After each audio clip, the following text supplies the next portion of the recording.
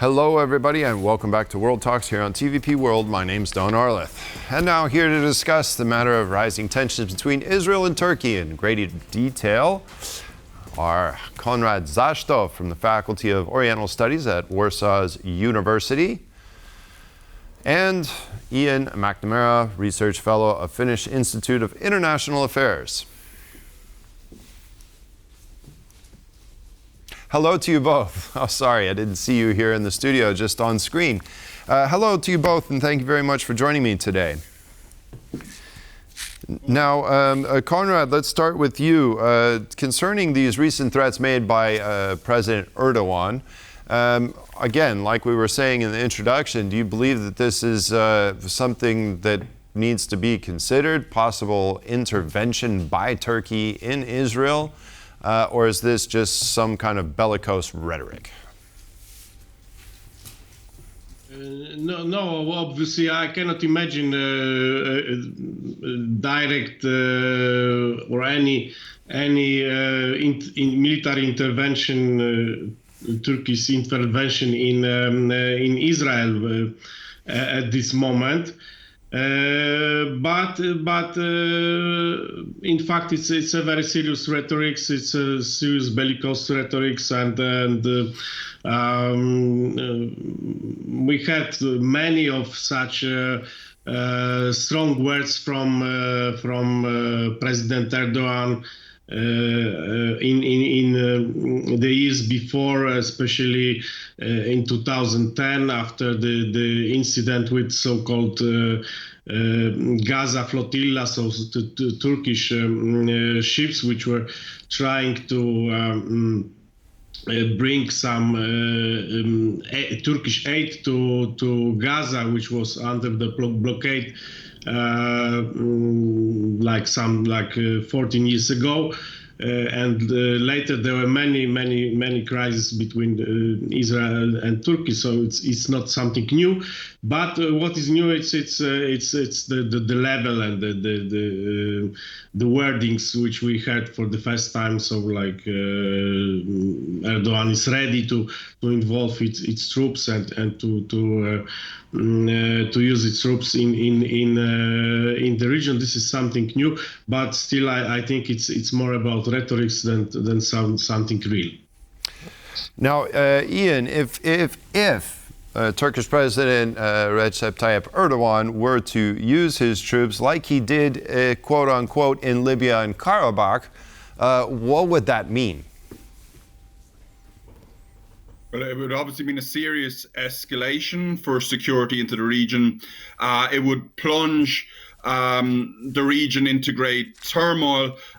Turkey is a very important state in that region, bridging Europe and the Middle East. Turkey has aspirations to be a rising power. Turkey is, of course, also a NATO member.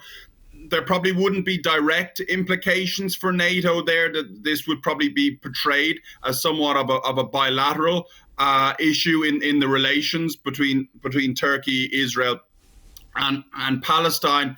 But still, indirectly, it would cause a crisis within NATO, with different NATO allies taking different positions on the Israel-Hamas conflict.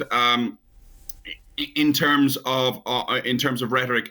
So in this regard, it would be very serious for security in Europe and the Middle East. But to kind of return to your question that you asked the previous commentator, I think a lot of this is actually bellicose rhetoric drummed up by Erdogan for domestic consumption. He has to be seen to be tough on this particular question, but I think sending in military intervention is still a very long way off yet. Indeed. Now, Turkey will invite Palestinian President Mahmoud Abbas to address the Turkish parliament probably halfway through August is what's being floated out there. Again, now, Konrad, do you believe that this is more for a domestic political agenda, showing that President Erdogan is tough in his rhetoric against Israel and is backing the Palestinian President Mahmoud Abbas in front of his own people. What are your thoughts? Yes, that's true, but I think that President Erdogan would prefer to have another guest in Ankara, Ismail Haniyeh, but the leader of former leader of Hamas, but after the attack in Tehran, he's no longer alive, and I think it was also a blow to Ankara. It was also a blow to Islamist ruling party in Turkey. Because Erdogan is a politician close to the wider Muslim Brotherhood movement in the Middle East, and Hamas is also part of this wider movement. So this politician would be someone very important for Erdogan.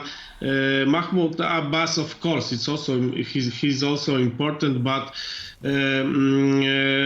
this is simply showing that this is simply on the side of Turkey an attempt to show that we still support Palestine no matter what happens, and at the moment Mahmoud Abbas is this most important politician representing the Palestinian movement, but still, I repeat this thesis that it's more about strong wordings, not about some real actions from the side of Turkey. Now, Eoin, Turkish Foreign Minister Hakan Fidan has said on Wednesday that he was deeply saddened to hear that Hamas leader Ismail Haniyeh has been martyred, adding that he's become a symbol of Palestinian resistance. Therefore, so does Turkey 100% support Hamas, and will we see even more deepening support for Hamas as it continues this war in Israel? Well, I think that would be a grave miscalculation for Turkey, because, of course, Hamas is very obviously and very much recognized as a terrorist organization. It began this particular series of hostilities in October last year with a brutal attack on Israel that was ISIS-like in its execution and in its cruelty. And of course, Hamas and indeed Hezbollah, they are proxies of Iran, operating within what Iran calls its axis of resistance, to put the squeeze, to put pressure on Israel, which is an ally of the wider West. So I think going down that line as a NATO member and as Turkey, an aspiring rising power, would be a very, very poor mistake, because these actors, Hezbollah and Hamas, do not behave in line with the civilized world, and they shouldn't be given recognition in this regard. Yes, well, we'll see how this situation continues to develop. Konrad, Zasztowt, and Eoin McNamara, thank you guys both for joining me today. Appreciate it. Thank you. Thank you. And that concludes this edition of World Talks. Thanks for joining us, and stay with us for more here on TVP World.